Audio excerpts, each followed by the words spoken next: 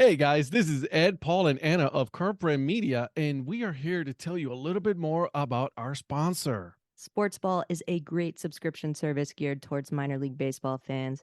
Each box features a different minor league team. You get a box every 3 months with minor league baseball gear, including different styles of hats like Ed's favorite, the dad hat. The cost is less than $12 a month. Proceeds from each box goes to More Than Baseball, the only nonprofit dedicated to the well-being of minor league baseball players. We all know that Parents' Days are coming up this summer, so if you've got a mom or a dad or a grandma or a grandpa who are particularly difficult to buy for, but you know they're baseball fans, this is the answer, guys. Meet your new favorite team at sportsballbox.com. Is there anybody there?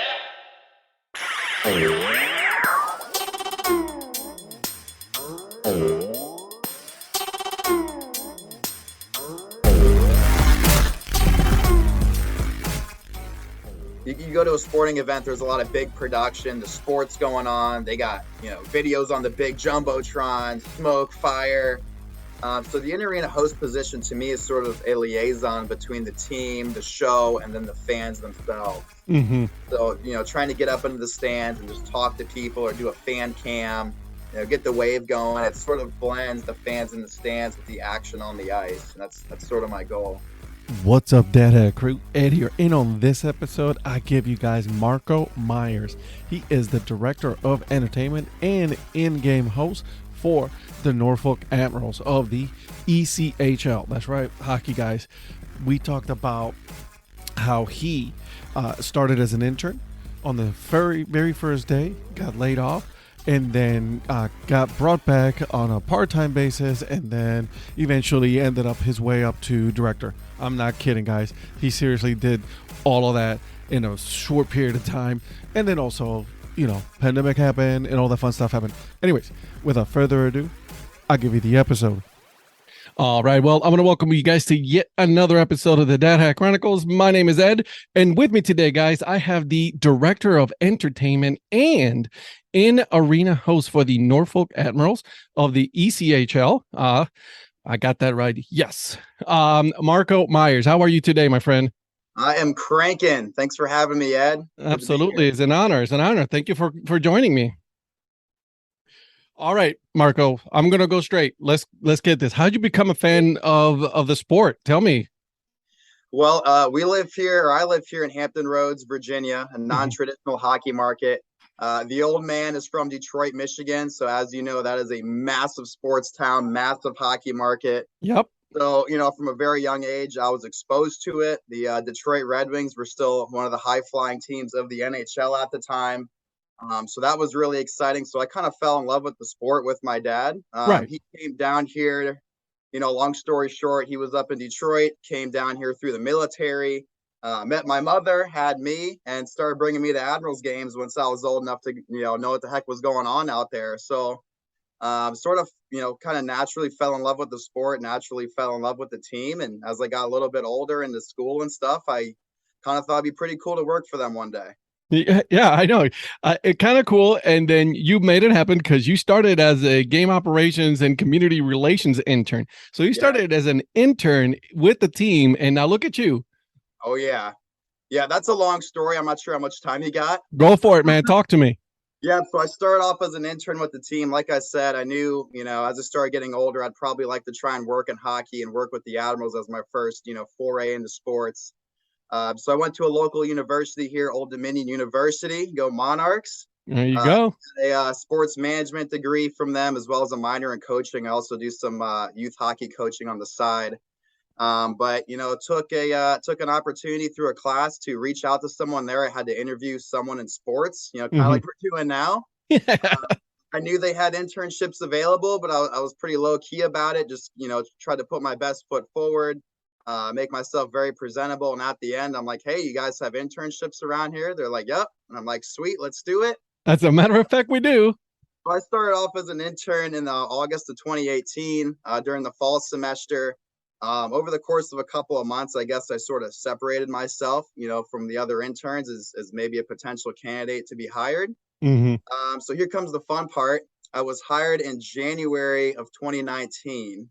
It was January 21st. I remember the exact day. That was my first day, not the day I was hired, but my first day. So before that, like a lot of other college kids, I was working odd jobs, working at bars, late night, doing stuff like that. So I was super stoked to be in pro sports now, clock out of the bar and, exchange it for a pair of slacks and some nice shoes. So I went into work on January 21st, 2019. And I can tell this story now because enough time has gone by. At the time, the Admirals were owned by a group out of New York. We didn't see them a whole lot. They kind of, came and went as they pleased. But my first day came. I was at my desk. I was super excited to get going. I'd been there for a couple of months as an intern, so I knew it was a pretty high vibe in there. Guys were moving and grooving right at 9 a.m. But for some reason, that wasn't really happening that day. I asked my manager, "Hey, what's up? When am I going to get rolling on some calls?" And he's like, "Man, Right. just hang out, get settled. We have a meeting at 10 o'clock." I'm like, "All right, cool, whatever." So we have this meeting. We go into our conference room, and unannounced to everybody is the owner from New York, and he would never show up unannounced.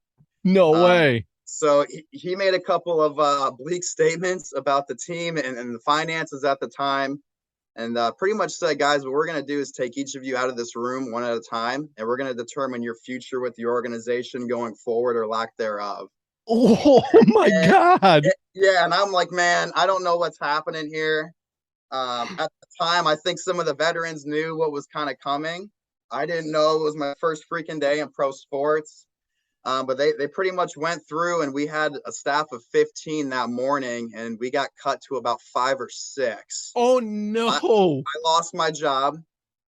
They told me, they loved the passion and work ethic I had, but the job that they hired me to do, which was an entry-level sales position, account executive, the job that they hired me to do no longer existed, and I was sort of out of luck. So I went from, being a salaried employee here on Monday morning to, we really like to keep you around. How about we pay you $50 a game just to help us facilitate the game nights? And that hit me like a ton of bricks. Oh no. That hurt a lot. But I had a decision to make too, right? Yeah, So you got to make a living. exactly. And it almost becomes more about opportunity than pay when you're first starting out. Mm-hmm. And they told me, $50 a game. We'll see how that goes. Our next game wasn't for 2 or 3 weeks, but Oh no. you know, I just sort of felt the obligation to be there. Not so much, hey, this is my chance, but more so, hey, I've been here for a couple of months. The front office just went through this crazy thing, somewhat traumatic to some of the folks that were still there. And so I felt obligated to show up. So I showed up to work the next morning. I remember one of the first things I did, ironically, is poured out my boss's coffee because that she was one of the ones that was let go. It was really crazy. When people lose their jobs, there's It's typically, never good. yeah, it's never good, but there's typically a transition period. People pass over their email, passwords, my list for this XYZ. Everyone just grabbed their stuff and left, like within 5 minutes, those that were let go. So it was very eerie. People were calling in saying, "Hey, can I talk to so-and-so?" And in your mind, you're like, "Well, shit, they don't work here anymore, but how am I going to tell you that right now?" Right. I can't tell you. It's like they're But unavailable at the moment. yeah, they're out and about. They're at a meeting. But anyway, I just kept showing up to work for a couple of weeks, just trying to be available and see where I could help out. And after a couple of weeks, they said, "We'll bring you on part-time, at an hourly rate, locked into hourly pay."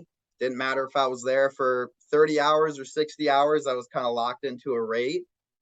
And that stayed for a while. And the real reason that all that happened is the ownership at the time decided to sell the team. Yeah, yeah, yeah. I Most figured that was yeah. Yeah, and most folks aren't aware of this, but in any business, especially in sports, until the owners are done, there's a new buyer. They're on the hook for all the expenses. So it really wasn't that people weren't doing their jobs. It was more of that. It was just they need to cut cost. Yeah, while they're looking for a buyer. Yeah. So it took about 6 to 9 months for that buyer to come along. He's a local guy here who used to play for the Admirals, actually. Oh, okay. So it's a great fit. And then once he came on board, they hired me back after about 6 to 9 months as a salesperson. And I slowly worked my way up there over the course of 3 or 4 seasons. That was my start. Jesus, dude, this is the first time I've actually, talked to somebody on this podcast that were saying, yeah, my foot in the door, I got fired that very first day. My first day I got fired, so there's that. Oh, that is a story. That is, you know what though? I'll say this, man. Good for you to stick it out, right? 'Cause, I mean, they're like, yeah, dude, we're gonna let you go. We want you, but we're only gonna pay you $50 a game. Now that's a tough pill to swallow. Yeah, it is. And like I said, you realize at some point you're working more for opportunity and just the chance to learn and get your foot in the door, like we've been saying. Yeah. I do know other folks who've been in similar positions who are like, man, I can't do that. I'm going to go back and work at the restaurant or a car dealership and get that money. And you had just quit also your other jobs, right? Yeah, and the embarrassing thing about that, when you're in like the bar industry or something, a lot of times you go from one restaurant to another, especially in the downtown scene. So your coworkers, your friends are super happy for you when you're actually like leaving the industry to something, I wouldn't, not more important, but a little more but something different than what you're doing. Yeah. And so my last day was that Sunday night, and I like, see you later, guys. And they're like, good luck, Marco. And then I go to work the next morning and I get fired and don't have a job at all. And yeah, so it was tough sledding for a while, but so far it's working out. The investment there was worth it. I was just gonna say, dude, you're a director of entertainment. It actually has worked out for you in a really good way, right? Like, I mean, yeah. But that's like, you're like, you're in your first job in sports, you finally get your foot in the door and you're doing everything you're supposed to. And hey, by the way, we need to talk to you. Yeah, right.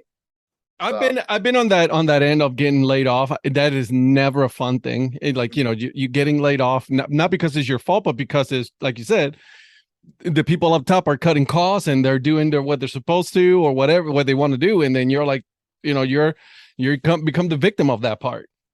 Yeah, I know. And not to get too far off subject, but it happened somewhat a second time. It wasn't their fault. So that was the 2018-2019 season. My first full season was 2019-2020. And we all know what happened in February, March of 2020. So we long story got furloughed, huh? We did not complete the rest of that 2020 year. I got furloughed for, no one really knew what was happening at the time. It was, hey, we're going to work from home for 2 weeks. And then that turned into 2 months, then the 6 months, then it turned into, just due to the guidelines here in the state of Virginia, we were not able to play or have an audience. So we had to cancel the 2021 season. So I was out for a full year. Went to go learn how to drive the Zamboni at a local rink and do some ice maintenance and stuff like that in the meantime. But so I'm hoping I'll get a full season under my belt this year. That's the goal. You know what? Again, kudos to you, my friend. That is some crazy things right there that you're just, wow. Like, I mean, getting furloughed, and you, like you said, though, like, the whole COVID thing happened. Same thing for me. It was like, we were like, oh, hey, by the way, we're going to go work from home 2 weeks at the most. Then we'll get back, no, I'm still working from home. Yeah. Right.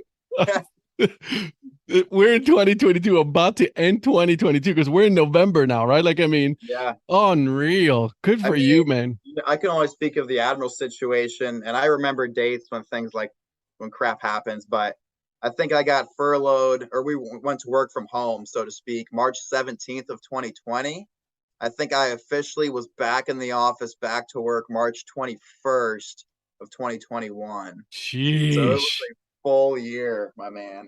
That's awesome, though. Like, I mean, again, you stuck it out. You're like, I'm not moving. I'm not going anywhere. Yeah. Let's go. Yeah. So let me ask you then. So what did you do during that time? Obviously, you learned how to drive the Zamboni, which is awesome. Yeah. What else did you do during that time? I mean, the Zamboni stuff was a lot. The owner that took over the team, Patrick Cavanaugh, has a local rink here, Chill Ponds. He has a junior program. I actually learned how to, play hockey, and I played for that program for a while. So that was familiar to me. So that took up some time, going over there, doing the ice maintenance, this, that, and the third. I stuck with the coaching a little bit. Not that I was coaching hockey, but just, studying, going through resources, video. at the time for the Admirals, I was a little bit more in a sales focus than I am now. Yep. So reading books, trying to learn up on things, prospecting, getting my list together ready. So when I could start calling and emailing folks again about, tickets and groups and stuff, I was ready to go. And found some other passions too. I used to play not at a high level, but competitively. Yeah. So like a lot of folks, I was working out, eating right for several days a week for several years. And then kind of once I stopped playing, that went away for a while. So the COVID layoff was kind of a time for me to sort of get back to fitness and to health. So that was important. And then I'm also sort of a real estate guy too. I'm interested in real estate investing and all that jazz. So Man, you're a man of many talents, dude. I'm working on it. Good for you. Oh my God. So you health and fitness, learn how to drive the Zamboni, the ice maintenance, touched up on, your sales skills and all that. Cause that was your position when you were going back, right? A sales account, right. And all that. And then for a time, I was also not the full-time guy, but I've been the mascot too. So I can jump in the suit and dance around if you need me to. And that is so minor league though, right there. Like, it's like you're hired for one job, but they don't tell you that the other jobs that come with that. Exactly. Like your title says sales, and then you're also the mascot, just so you know. Yeah. That's right. Yeah. So let's talk about that, because a lot of people are, they're looking into, finding their way into sports. They want to get into sports and all that. Obviously you got into, through the game operations and internship, but then you did sales account. That's pretty much, how a lot of the bulk of the people get into sports is through the sales account executive. Talk to me a little bit about that position. Yeah. So that's an interesting thing. I think the reason for that, there's so many college kids, a lot of people in general that are just interested in working in sports. A lot of folks want to work in the marketing side, the social media, or, be a general manager or something like that. And there's so much competition for these jobs that, quite frankly, unless you really have some good experience from another industry, a team's probably not going to hire you for your ideas. Mm-hmm. Speak like in marketing or something like that. They're going to hire you to produce results, namely bring in revenue. So that's where the account executive position kind of comes into play. Getting your foot in the door. Depending on the team and the level, you might get paid, I don't know, anywhere from 30 to 50 grand a year. And then they're going to expect you to make, anywhere from 60 to 100 grand for the team. So at the end of the year, they could say, well, it made sense. Worth it. This guy around, he brought in X number of dollars. So it takes a while to kind of get away from that and have a team pay for your ideas, things that there's not so much of a direct return on investment for them at the end of the year. But the account executive is a lot of work on the phones. You get a whole bunch of prospects, whether it's people that have been to one or two Admirals games before, and you're trying to see if they are interested in a package. Maybe it's a 6-game plan. People that had those 6-game plans, maybe they're looking at season tickets, or you're reaching out to businesses, schools, youth sports teams to see if they want to bring, a group out to a game. So I love it. I mean, I don't think sales is really my forte. It's not really my passion, but I couldn't sell insurance or anything like that. Picking up the phone and, there's definitely some structure to it, but essentially what you're really doing is calling somebody and saying, hey, do you guys want to come out to a hockey game and have some fun? Yeah, so pretty much. That's only so difficult, if you really have a good mindset about it. But yeah, it's a lot of work in the phones, a lot of following up, a lot of, being told no. Oh, believe me, my friend, it's what I do for a living. Yeah. Right. Funny enough, you said it, and on the insurance side of things, right. I work with a company, and then, I spend my time on the phone, and like you said, 90% of the time, you're being told, I don't have the time for you right now. Right. And it's rough. It's a tough pill to swallow every day. Right. Like, I mean, you got to get used to the rejection side of things. Mm-hmm. Yeah, absolutely. And nothing against insurance, by the way. That was just something that popped in.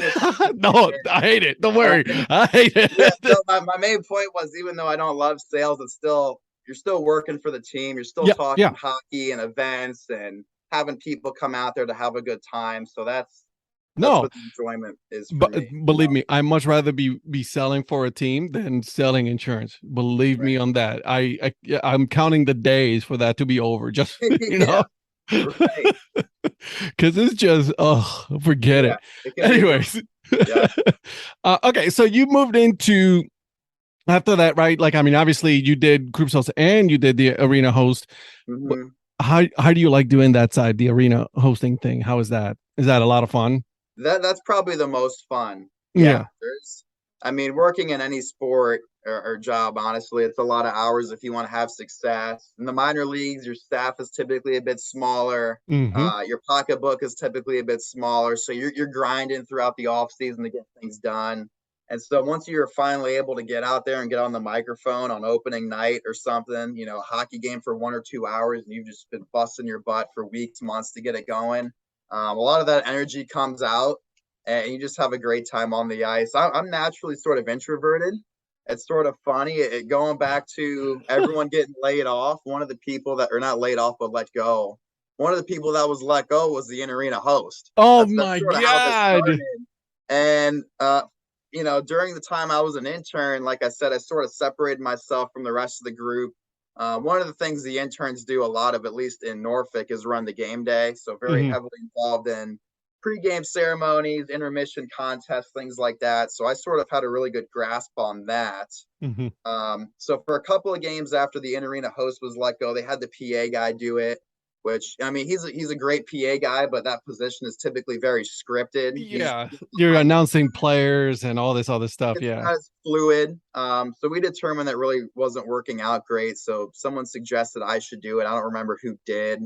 I didn't suggest it should be me. I think somebody else did. But you're not going to say no to that, though, you know? Yeah, right. It's sort of say yes to the opportunities that come your way because you're not sure what might come of them. So I said yes to it. Didn't have any practice at all before I went out and talked into a microphone on a Saturday night in front of Oh. everybody. But yeah, I mean, wasn't very good initially. I was sort of a weatherman my first year doing it. I was sort of timid and, frightened to be, too over the top or anything. And then last year I just started having a bunch of fun with it. I think it was the COVID layoff, Mm-hmm. realizing, you have all these games in the schedule and sometimes it's a grind, but COVID sort of reminded us that it's not guaranteed to work in sports or to have another game or to be able to go on the ice ever again in front of people and do something like that. So take full advantage of So, it. Yeah. yeah. So when we came back, I tried to amp it up, be a little bit more of a hype man, which is what I'd like to think of myself as today, a little bit as more of a hype man kind of guy. I still interview the players and I'm a little more cordial with them. Yeah. And then I go on the ice and start screaming and we're shooting t-shirts off and all that fun stuff. But yeah, I love it. I'd say it's the most fun part of the job. That's awesome, though. Like, I mean, I love that, right?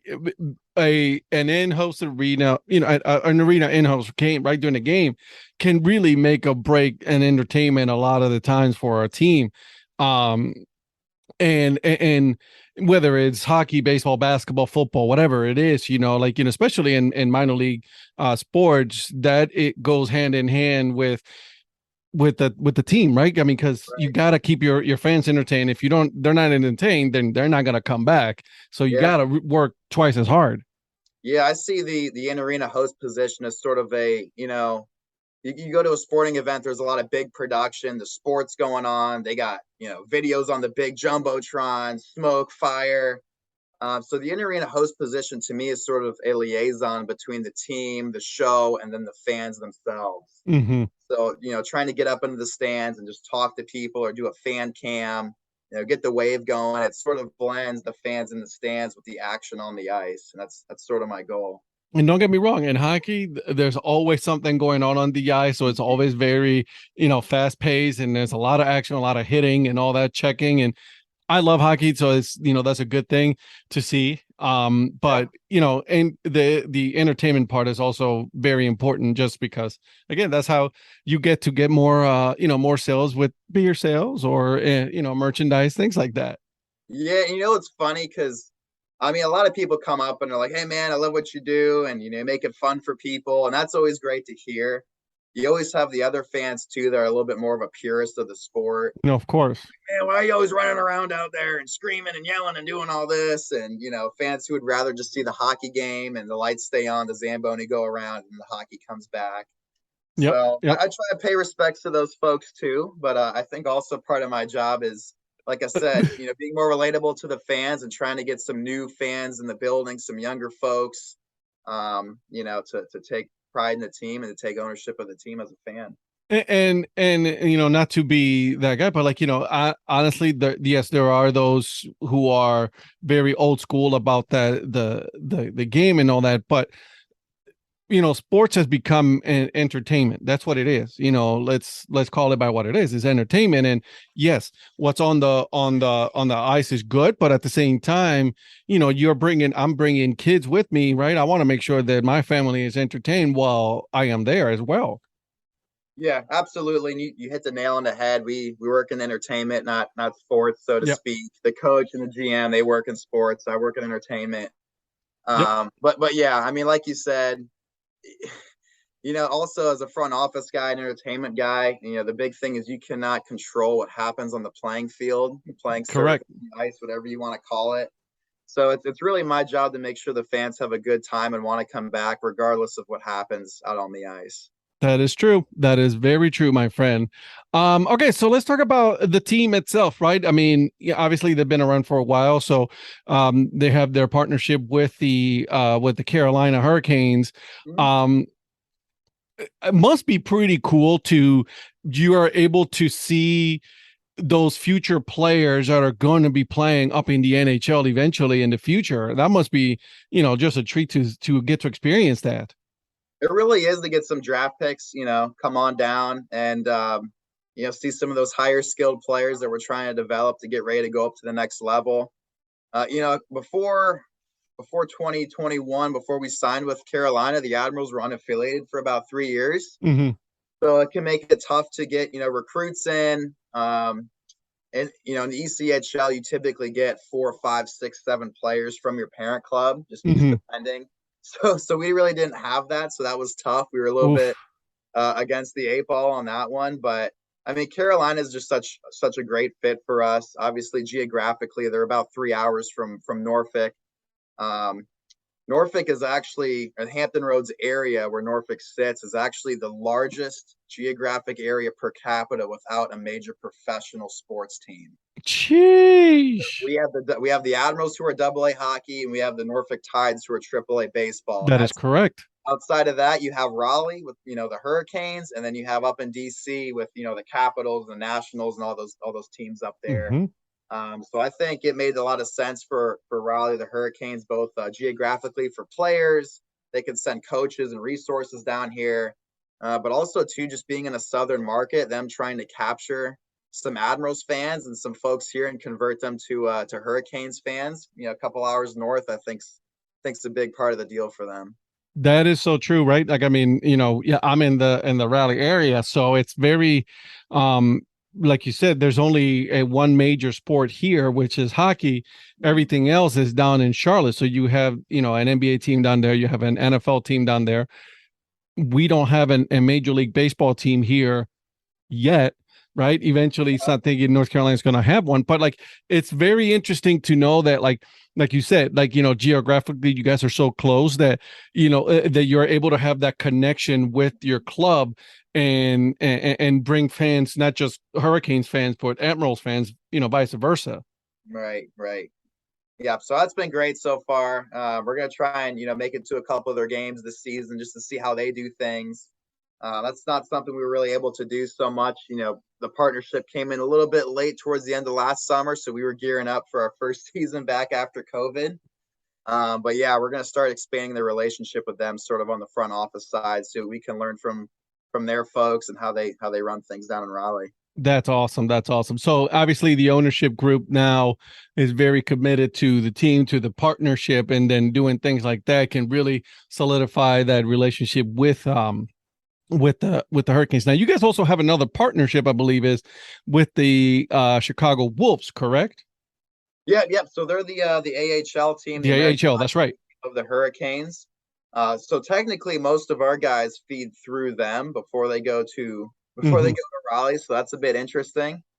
Interesting. But Chicago Wolves are an awesome program. I mean, they won the championship last year. They did. In the American Hockey League. So they've been great. They'll send their coaching staff and stuff at times down here to sort of, run a couple practices or do some scouting and stuff. So it's always cool to see them come through.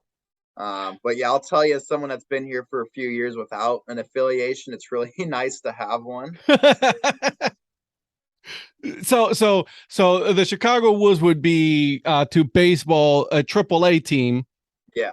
And then you guys will be considered a AA team at that point. Sure. Okay.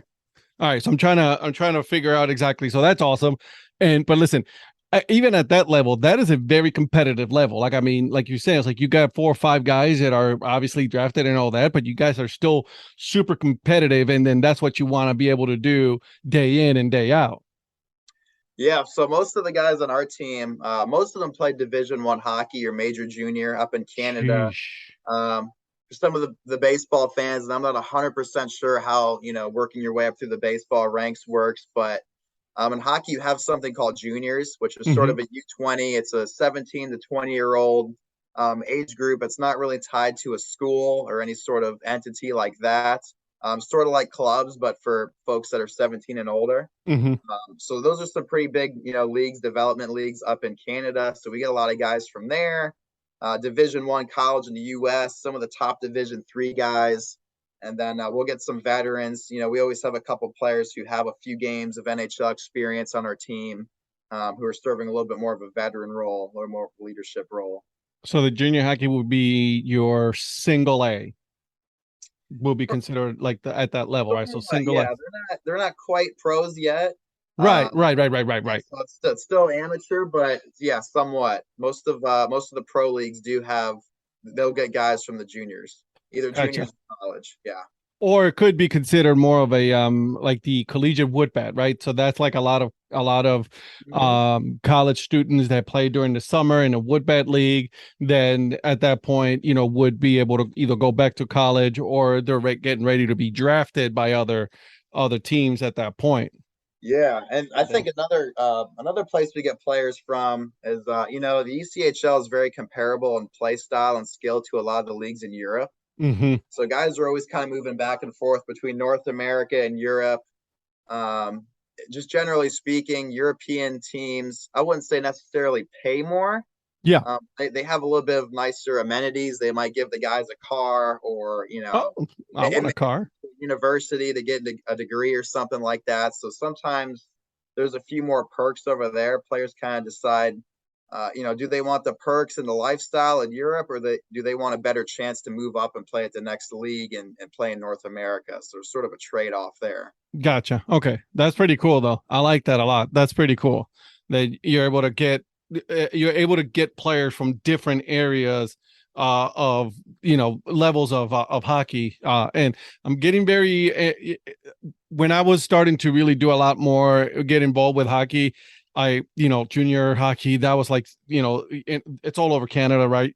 And north, the north part of the US, it's like, my God, there's way too many teams for me to even comprehend how many there are. Yeah, there is. And I'm not as tied into the junior and youth hockey landscape as much as I used to be, but this is probably it's true in baseball or football. There's so many of these AAU different programs. Hey, if you want your kid to play pro, hey, if you want your kid to go D1, you have to play here. And for the last couple of years, these programs have just been popping up. They throw a logo and they have a league and they say, hey, if you play for us, you're the next big thing. Right. And then that's been working out. I think up until about a year or two ago, I've heard of some junior programs having to close their doors just because there's just too damn many of them in geographic areas, and everyone's trying to get a piece of that pie. Yeah. But the sport's almost overextended itself to an extent. I was just gonna say, it's like, the popularity of it just keeps growing now. Within here in the US. It's crazy because we always have fans, being in Norfolk, it's not a hockey market traditionally. They'll come in, it's their very first game. Even some of the employees that kind of rotate in on the arena side will come in, it's their very first pro hockey game. And they love it. It's one of those things for us. If we can just get you in the door, I can almost guarantee you'll want to come back, either from the promotions we're going to do, the fun that, I'm going to try and put on for you, or just the game of hockey itself. It's so back and forth. It's fast paced. There's physicality to it. Yeah, so that's our biggest thing is just getting people in the door one way or another because we know they'll enjoy the product once they're there. You're right, Doc. Like as soon as you get your foot in the door, and that's what happened to me when I was living in Cleveland.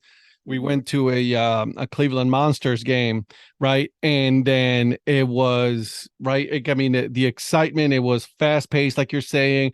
The physicality of it. It was just, man, like how could you not get into a game when you're there? It's just so much fun and so entertaining. Yeah, yeah. So on top of that, we try and serve the community too. Mhm.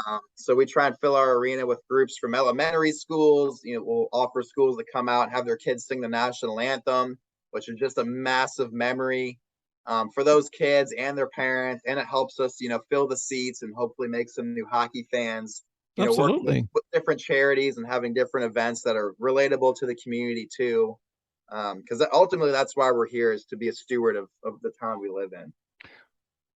You're right. You're absolutely right. I mean, I think community involvement right now, it's, I think with a lot of the minor league clubs is number one, right? Just because you want to be able to, like you said, you want to get, butts in the seats. That's how you sell concessions. That's how you sell merchandise and all of that fun stuff. Yeah, and you got to get creative sometimes. I'll be fully transparent. The Admirals have not been as successful on the ice in the past few years as anyone would probably Mhm. like to that's affiliated with the team. So it is a lot of that extra legwork. We're not typically getting a ton of folks coming up just because the team is doing so well, Mhm. like certain areas do. Everyone likes a winner and everyone wants to be associated with that. Absolutely. So you definitely have teams in certain markets, not that they don't market or don't have a great, promotional strategy, but they just win all the darn time. And so folks are coming out for that. So that's not something we've been able to rely on so much the past couple of years. So yeah, it is getting those schools out there and going to do events in the community and just have some face-to-face time with folks and invite them out to a game. And like I said, once they get here, man, we know they're gonna like it.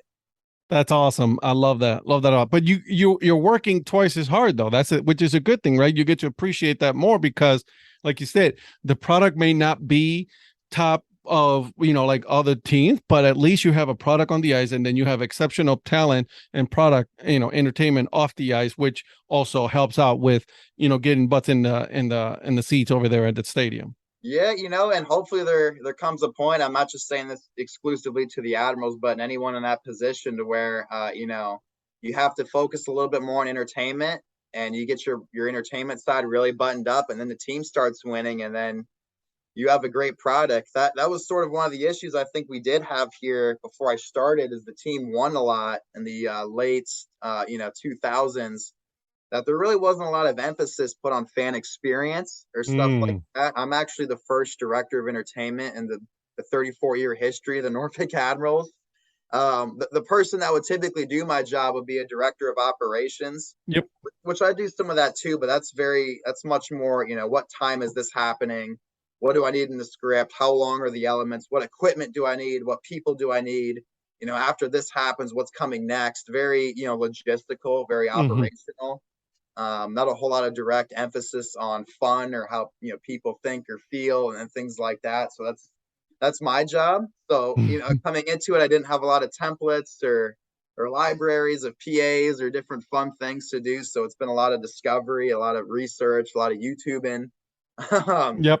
to get that off the ground. But I think we have a pretty good game show going now. There's some things I like to button up with it. But man, if the team starts, performing on the ice well consistently, and then we have the great game show product, we're gonna, Scope Arena where we play is gonna be the spot to be. Love it. I love that the fact that you're saying this, like, I'm still learning. I'm still, doing research. Like, you're going on YouTube, but you're learning from other in-house arenas and, people that are in the business doing that. By the way, you should check out Eric the Peanut Guy. He's in Okay. baseball. And the young professor, he's actually an in-house also for the Savannah Bananas as well. So Okay. definitely take a Yeah. look at those guys. I'm telling you, shout out to those two because they're awesome guys. Awesome. Yeah, I And definitely will. and there is baseball, but obviously that can be still, a lot of that stuff that you learn can be, part of what you do with your team. So Mhm. What couple more questions here before I go into my awesome, famous, not so famous questions here. Let's talk a little bit of merchandise, my friend. Yeah. Norfolk Admirals, obviously. I scoped it out. I want to make sure that you have dad hats available. Obviously you see my walls behind me. Okay. Do you have any available, my friend? I'm pretty darn sure we do. Okay. I'll have to hit up my merchandise guy tomorrow morning. All right. But I'm Cool. pretty sure we did. I think I can send you one to add to your wall over there. You know what? I will be more than happy to add that to my wall here, my very small wall that I have and nothing but hats here. So we'll talk offline on that. Yeah. I it's an addiction. My wife says it's an addiction, so we'll go with that. For it. Absolutely. All right. And then so the popularity of merchandise is all over, right? Like a lot of people love their merchandise. There's a lot of collectors out there and things like that. Is what, in your opinion, which one do you think is the most collectible item within the team? Is it the hockey puck, or is it the jerseys? What is it that people gravitate towards? As far as merchandise, definitely jerseys. And I'll get Yeah. to that in a sec. But I'll tell you, it's crazy how many letters we get in the mail of people asking for pocket schedules. Oh my God, I know. Tiny. It is Yeah. absolutely ridiculous. We might get 10 to 20 letters a day, or not a day, but a week. Yeah. They're from all over the country, and it's folks. I used to respond to those when I was an intern, so I see the same names, and people just collect the heck out of those things. Maybe because they kind of look cool and they're free. Oh, trust me, So, it happens in baseball as well. So it's not just hockey, dude. I'm telling you, it does.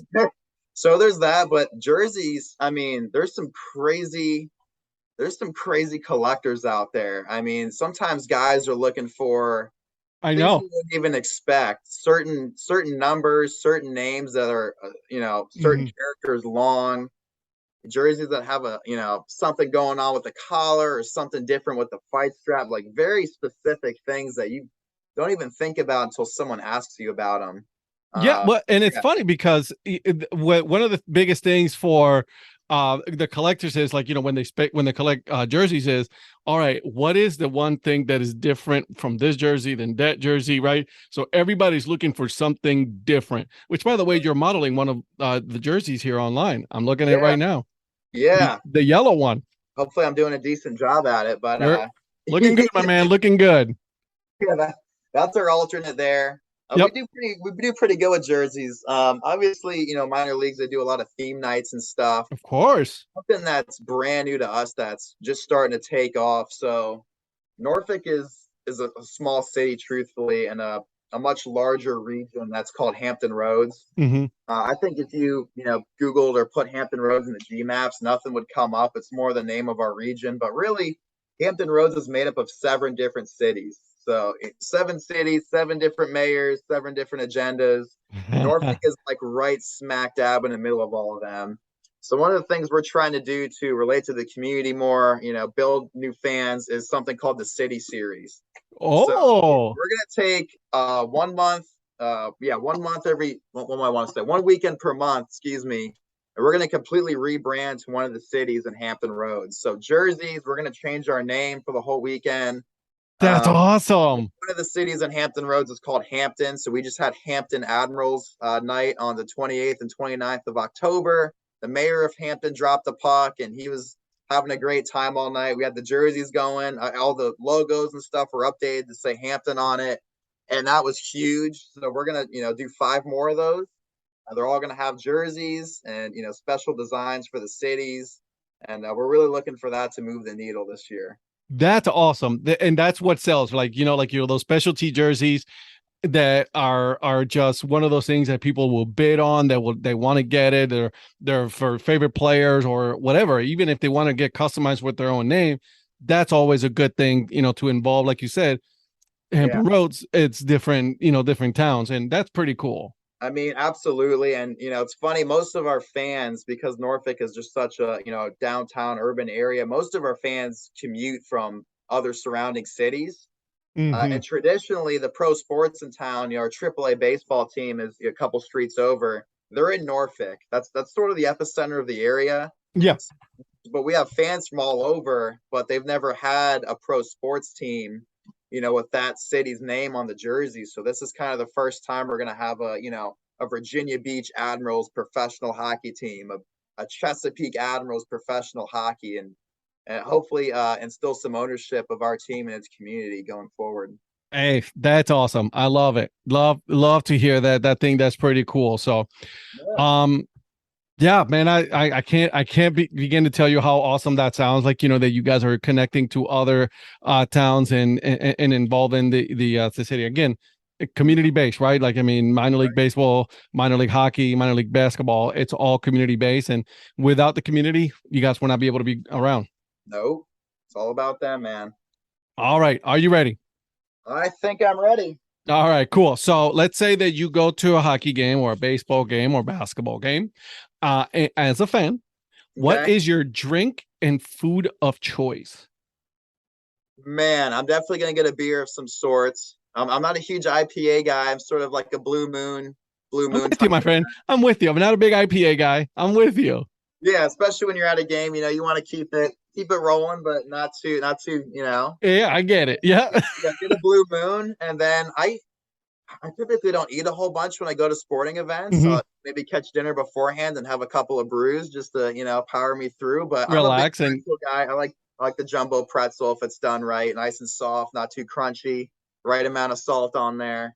So love it. All right. So, would you rather stay in a hotel or an Airbnb? I'd rather stay in a hotel. Yeah. Yeah. Too many horror stories? I guess so. I mean, I don't know. I think the hotel for me is easy in, easy out. Nothing too crazy. No surprises are going to be coming. You don't have to cook everything. You don't have to clean up after yourself because when you come back, it's already done. Right. I guess I've stayed in so many hotels, a lot less Airbnbs from, coaching and traveling. I'm just comfortable getting in, doing the electronic room key, not talking to anybody, stocking my refrigerator for the night and going from there. I love it. If you could have any wild animal as a pet, which animal would you choose? I think raccoons are super cool. I mean, that's probably a bad idea because they're up all night, but I don't know. I just think they're so cool. The home I kind of grew up in, my parents' house in Chesapeake, Virginia, sort of backs up to some woods. So gotcha. Yeah.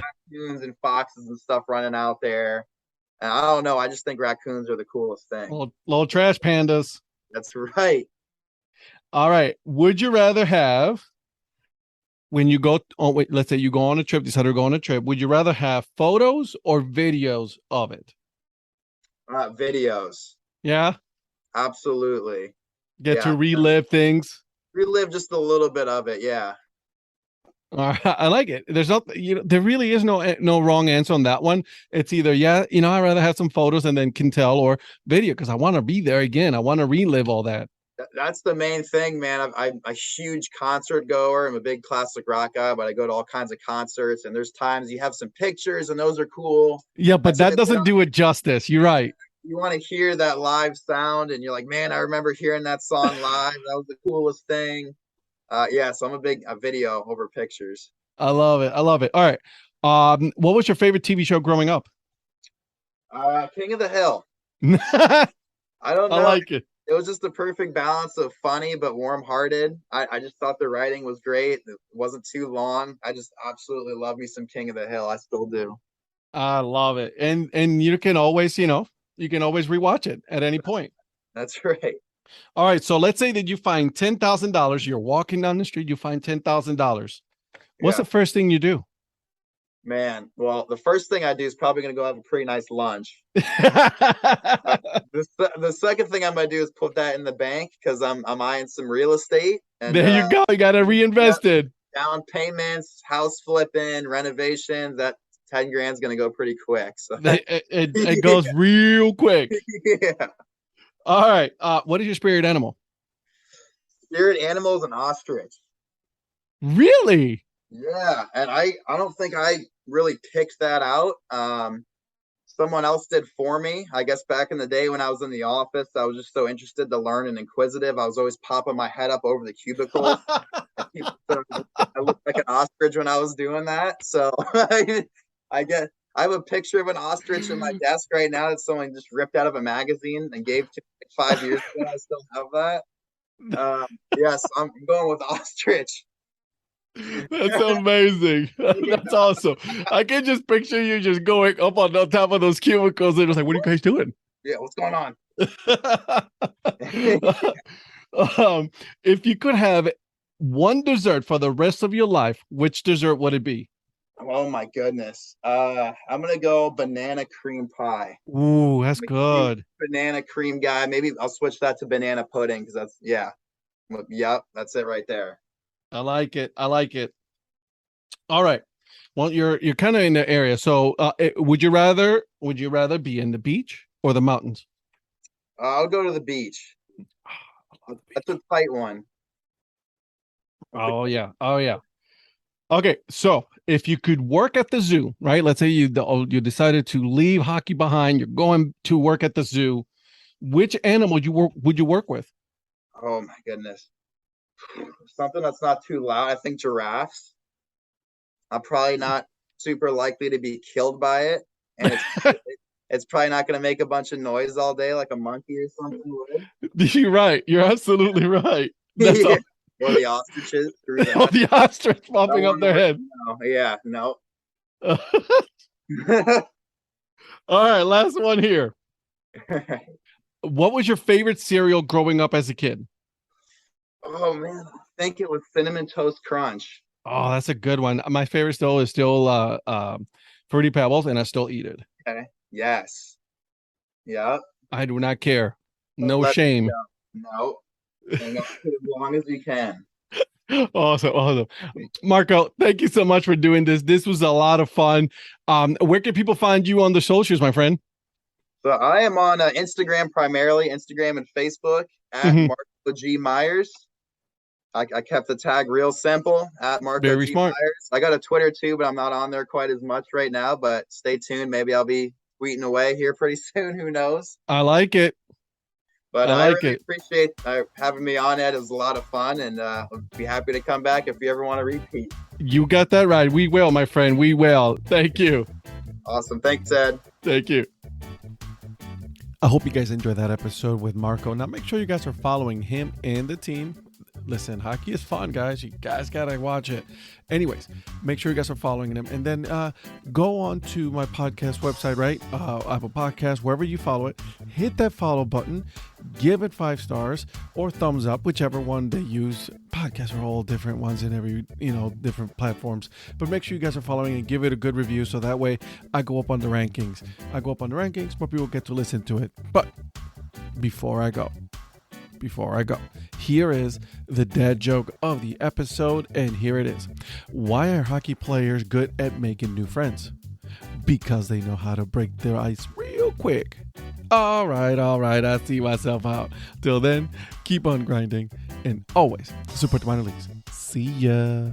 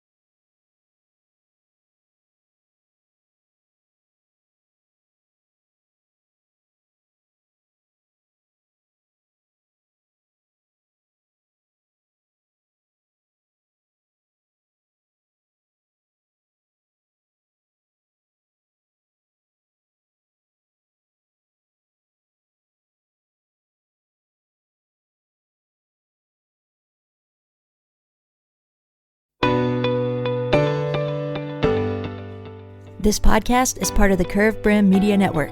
Here are some of the other members of Curved Brim Media. Hi, this is Ed Rivera of the Dad Hat Chronicles. Join me as I interview people just like you and players, coaches, GMs on the path that led you to become a fan of the sport. I'm Paul Caputo, and on the Baseball by Design podcast, I talk to minor league baseball teams, designers, and other super interesting people about what these minor league baseball logos mean. And I talk a little bit about ice cream helmets. What's up, Bucketheads? I'm Anna DiTomaso, and each week on the Baseball Bucket List podcast, I speak with a different fan about their favorite baseball memories, what the game means to them, and what's left to check off on their baseball bucket list. Hey guys, this is Patrick Larson from the Minor League Baseball Hat History Series, and in every episode I go through the history of minor league teams through my personal collection of hats. You can find me on Twitter at PatLarson1. I hope you guys enjoy.